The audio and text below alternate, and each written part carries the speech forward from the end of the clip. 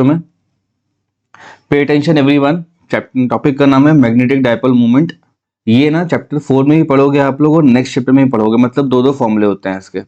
एक formula specifically इस chapter के लिए क्या हो जाएगा, हम ना करंट लूप से मूवमेंट को देख रहे हैं, तो मूवमेंट होता क्या है, तो इट रिप्रेजेंट्स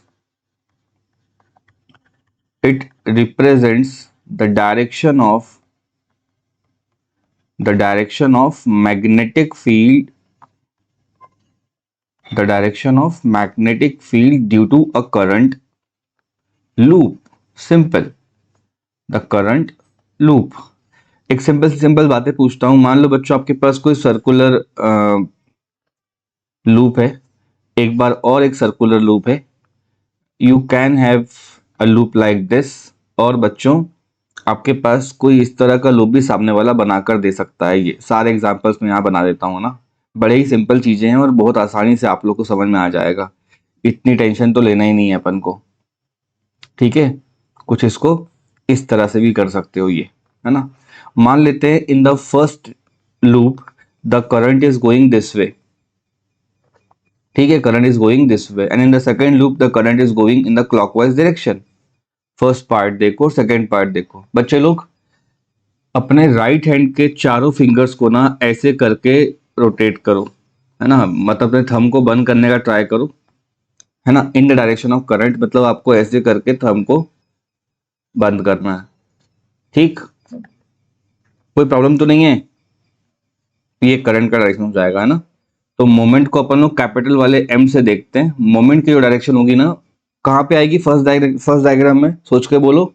अगर आप कॉपी के ऊपर अपने चारों फिंगर्स को कर्ल कर लेते हो तो थंब आपका कॉपी के ऊपर आ रहा होगा बच्चों, पेज के ऊपर या स्क्रीन के बाहर। तो you can say that the moment will be outward. वैसे यहां घुमाओगे अपने हैंड को तो क्या हो जाएगा, moment will be into the page. Vector quantity होता है। मान लीजिए ये कुछ इस तरह जा रहा है बच्चों, तो बोलोगे सर यहाँ पर मोमेंट हो जाएगा अपना इनटू द पेज। किस किस को आया ही समझ में। अगर मान लो मैं एंटी क्लॉकवाइज कर देता हूँ इसको, और ये थोड़ा स्लाइड करके रखा हुआ है, मतलब इस पे ये रहेगी एक्सिस बच्चों ऐसी। ठीक है, तो जब इसको आप लोग राइट साइड से ऐसे घुमाओगे ना तो आपका थंब इस तरफ आ रहा होगा बच्चों। तो you can say that your thumb belongs to this direction. ये फोर्थ डायग्राम ध्यान से पढ़ना, बहुत बार पूछा जाता है, ये आगे चल के काम आएगा अपने। फिफ्थ एंड सिक्स के बारे में बात करेंगे तो बड़े ही आसानी से बोल सकते हो आप लोग कि जिस पे एरो बनाते हैं ना बच्चों, वो आउटर साइड वाला होता है। तो करंट अगर ऐसे बढ़ के आ रहा है तो यहाँ पे अपने हैंड को ऐसे करके बंद करो ना, आपका थंब यहाँ कहीं आ जाएगा। बात समझ में आई क्या। You can say that sir हमारा जो मोमेंट आएगा वो कुछ इस तरह आ जाएगा, the moment should go this way, the moment should go this way. आ रही मेरी बात समझ में। और अगर इसको पलटा दूंगा मैं तो क्या हो जाएगा, सोच के बोलो। जो डायरेक्शन बच्चों आपके करंट का है ना, ये करंट का, उस करंट पे अपने फिंगर्स को कर्ल करना होता है। जहां थंब आएगा वो डायरेक्शन किसका हो जाएगा, आपके मूवमेंट का हो जाएगा। मूवमेंट क्या करता है, ये केवल और केवल बच्चों आपको डायरेक्शन बता रहा होता है उस मोमेंट पे मैग्नेटिक फील्ड का। तो यहां लिख देता हूं मैं, the direction of magnetic movement, the direction of magnetic movement is from south to north. ये शॉर्टकट याद कर लेते हैं अपन, MSN करके, मतलब मूवमेंट जाता है साउथ से लेके नॉर्थ तक का, ये कोड वर्ड है इसका। अब साउथ कहाँ दिख रहा है, नॉर्थ कहाँ दिख रहा है, ये कैसे पता चलेगा। तो बच्चों आपको बहुत स्टैंडर्ड भाषा में अपन समझा दें कि अगर कहीं मैग्नेटिक फील्ड चल के जाती है इस तरह से, तो विद इन द लूप वो जा रही होती है साउथ से लेके नॉर्थ तक, और ये आपके मूवमेंट का डायरेक्शन हो जाता है। जिसे अपन ने पढ़ रखा है छोटी क्लासेस में, छोटी क्लास मतलब चैप्टर नंबर 1 में, कि जो डायपोल का मूवमेंट होता है वो माइनस के चार्ज से प्लस के चार्ज पे जाता है ना, और ये आप डायपोल मूवमेंट बनाते हो। तो ये चीजें ना एनालॉगस हैं, मतलब इनको आप कंपेयर करके रख सकते हो। South and north are just poles, और साउथ पोल कैसे होगा, नॉर्थ पोल कैसे होगा, तो आप यहीं पे देखो, फर्स्ट वाले लूप को देखो। ये फर्स्ट लूप आपको आपकी साइड से कैसा दिख रहा है बच्चों, ये आपको एंटी क्लॉकवाइज दिख रहा है ना यहां से देखने में। अरे फर्स्ट लूप का करंट बोलो कितना हो रहा है, एंटी क्लॉकवाइज हो रहा है ना, तो ये पीछे की साइड से क्लॉकवाइज होगा, पक्की बात है ये। तो फील्ड कहां से आ रही है, क्लॉकवाइज से आ रही है एंटी क्लॉकवाइज पे, मतलब साउथ से नॉर्थ जा रही है। फोर्थ डायग्राम को देखो, फोर्थ वाले डायग्राम को, ये एंटी क्लॉकवाइज दिख रहा होगा, मतलब इस तरफ नॉर्थ पोल होगा और दूसरी साइड से देखोगे तो साउथ पोल होगा। तो मोमेंट कहां से कहां गया बताओ, साउथ से नॉर्थ पे गया, है ना। फोर्थ डायग्राम समझ समझ जाओगे आप, ये लास्ट टाइम मैंने मेंशन करी हुई है। It always moves from south to north. और इसका फॉर्मूला क्या होगा, तो लिखता हूं मैं,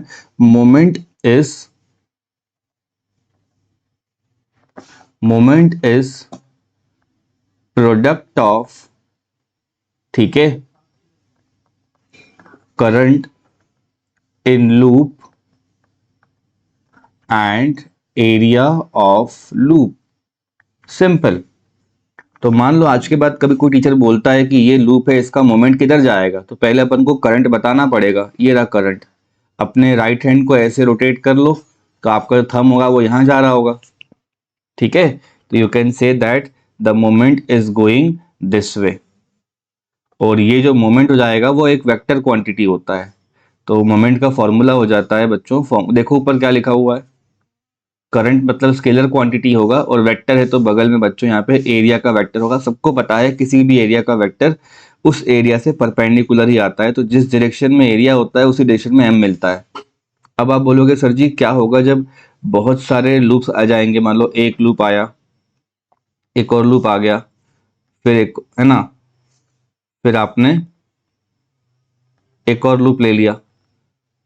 बच्चों समझ में आ रही है बात, और सब पे करंट बच्चों इस तरह मिल रहा होगा मुझे, तो एन नंबर ऑफ अगर टर्न्स हो जाते हैं तो कुछ सोचना नहीं है अपन को बस बोल देना है कि यहाँ पर जो m हो जाएगा वो हो जाएगा n times of I A.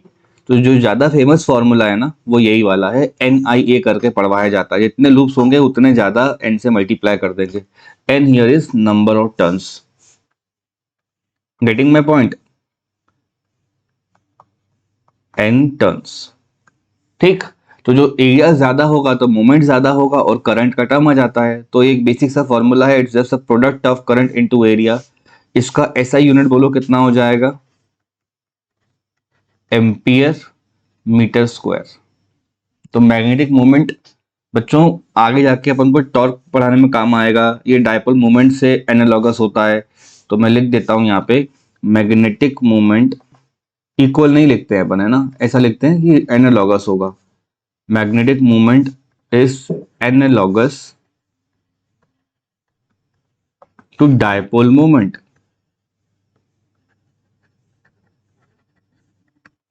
Magnetic moment is analogous to dipole moment. यहां तक का क्लियर है?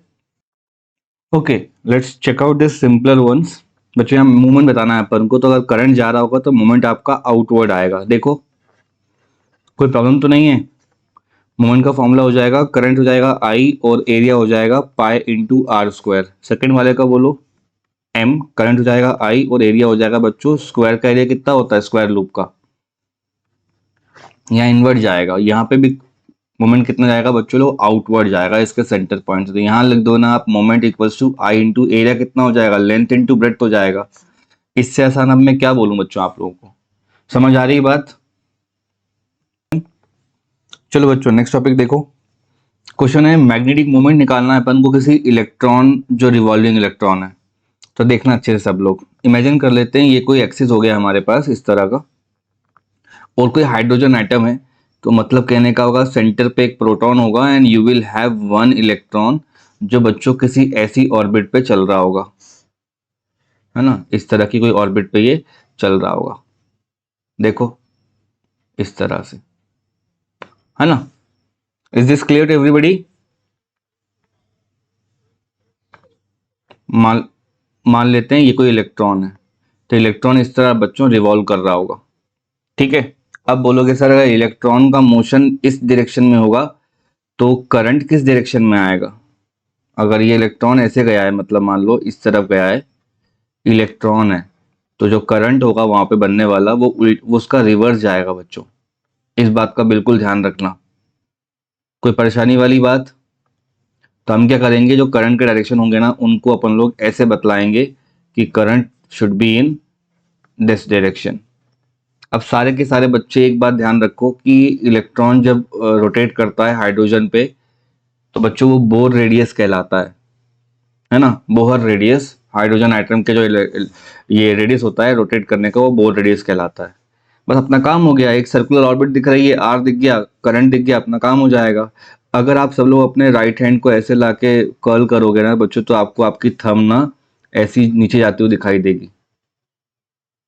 Are you getting my point? ऐसे करके हाथ को बंद करोगे तो यहाँ कहीं अपना मोमेंट आ रहा होगा। So what I am saying right here is just try to focus that your moment looks like this, और यही अपन को निकालना है मोमेंट। तो सबसे पहले अपन को ये समझना होगा कि मैग्नेटिक मोमेंट का जनरलाइज फॉर्मूला क्या होता है। तो बोलोगे सर मोमेंट का फॉर्मूला होता है I into A. Am I clear बच्चों? एरिया कितना हो जाएगा यहाँ पे, पाई आर स्क्वायर हो जाएगा, और करंट जितना भी आएगा वो यहाँ लिख दूंगा मैं। तो करंट कैसे चेक करते हैं? तो करंट पढ़ने के लिए तो अपन को चैप्टर पढ़ाया ही जा चुका है, करंट इलेक्ट्रिसिटी। तो मैं आपको लिख के देता हूं, current due to revolving current due to revolving electron. Current का फॉर्मूला होता है बच्चों लोग Q बाई टी, इससे अपन नहीं बच सकते फॉर्मूले से। तो ये हो जाएगा इलेक्ट्रॉन का चार्ज, और टाइम मतलब पूरा पूरा टाइम। किस किस को आया ये समझ में, है ना? एक ऑर्बिट लगाने का टाइम कितना हो जाएगा, टी हो जाता है। And every electron has some certain velocity and that velocity is always tangential like this. तो अपन बोलते हैं ना ये वेलोसिटी कितनी आती है, तो याद होगा आप लोगों को 2.2 10⁻⁶ मीटर पर सेकेंड। ये सारी बातें अपन ने एटॉमिक स्ट्रक्चर में पढ़ रखी हैं क्लास 11th में। तो देखो बड़ा सिंपल है, मेरे पास आई का फॉर्मूला आ रहा है ई बाई टी, ये इतना सबको क्लियर है। फिर टाइम पीरियड का फॉर्मूला हो जाएगा अपने पास डिस्टेंस अपॉन वेलोसिटी होता है, तो उसको अपन लिख सकते हैं 2πr/v। इस चीज को यहाँ पे लाके रख दोगे तो आई कितना हो जाएगा, ई डिवाइड बाय बोलो 2πr डिवाइड बाय v, तो ये हो जाएगा ईवी। आपको कुछ नहीं करना है बच्चों, मेन एग्जाम में हो सकता है कि करंट पूछ ले तो ये ऑप्शन मार्क कर देना, टाइम पीरियड पूछ ले ये ऑप्शन मार्क कर देना, उसके बाद करंट को यहाँ पे लाके रख देना तो आपको नया आंसर मिल जाएगा। I can write here as e v divide by बोलो 2 इंटू पाई इंटू आर। तो पाई से पाई गया, आर से आर गया, आंसर आ जाता है 1/2 ऑफ EVR। सर का यकीन मानिए ये रेगुलरली पूछे जाने वाला क्वेश्चन हो सकता है। तो movement due two electron is, general शब्द में बात कर लेते हैं, movement due two electron is half of EVR। ये स्ट्रेट फॉर्म में याद भी कर सकते हो, किसी एक रिवॉल्विंग इलेक्ट्रॉन का, बोलो बच्चा लोग, किसी एक रिवॉल्विंग इलेक्ट्रॉन का मोमेंट। क्लियर? जिस डायरेक्शन में मूवमेंट होता है उसी डायरेक्शन में मैग्नेटिक फील्ड भी जाती है। तो अगर कोई बाद में पूछे आपसे कि भैया फील्ड कहां से कहां जाएगी, तो बोलना ये रहा फील्ड का direction, it should be moving from south to north within the loop. जिसको कुछ समझ में नहीं आ रहा तो भैया 10th क्लास में ये तो पढ़ा होगा ना अपन ने कि फील्ड साउथ से लेके नॉर्थ जाती है इनसाइड द मैग्नेट। तो वैसे inside the loop south to north जा रहा होता है मूवमेंट। तो राइट हैंड से पढ़ सकते हो, करंट के डायरेक्शन से पढ़ सकते हो, नॉर्थ साउथ निकाल कर पढ़ सकते हो, और नहीं कुछ समझ में आएगा तो ये MSN वाला कोड वर्ड याद कर लेना। मूवमेंट जाता है साउथ से लेके नॉर्थ तक। मैं यहाँ लिख देता हूं, मूवमेंट हिंदी में लिख रहा हूं पूरा, जाता है कहां से कहां तक, साउथ से नॉर्थ तक। कोई डाउट इस पेज पे बच्चों? Anyone? So students, torque acting ना करंट कैरिंग डायपोल को अगर देखोगे ना तो सबसे पहले अपन को ये आइडिया होना चाहिए कि टॉर्क को अपन 11th में किस नाम से बुलाते थे। तो torque is a vector quantity and I can right like this, torque is R vector cross of F vector.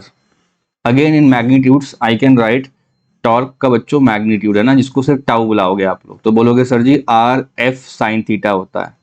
इसको ऐसा भी लिख सकते हैं R sine theta into F। तो साइन थीटा का कंपोनेंट का मतलब होता है that this person is talking about the perpendicular component, और जब आप 12th में मैग्नेट पढ़ोगे तो आपको यहाँ शुरू करना होगा पढ़ना, क्योंकि most of the time upon perpendicular ले रहे होंगे, फोर्स मिल रहा होगा। फोर्स कौन सा हो जाएगा? मैग्नेटिक फोर्स, और ये मैग्नीट्यूड ऑफ टॉर्क हो जाएगा। तो चलो ऐसा एक सिचुएशन बनाते हैं और फिर आगे पढ़ने का ट्राई करते हैं। तो मान लीजिए थोड़ी देर के लिए दैट सर के पास कुछ मैग्नेटिक फील्ड है इस तरह से, दिख रहा है क्या सबको? माय डियर स्टूडेंट्स, दिख रहा है क्या सबको?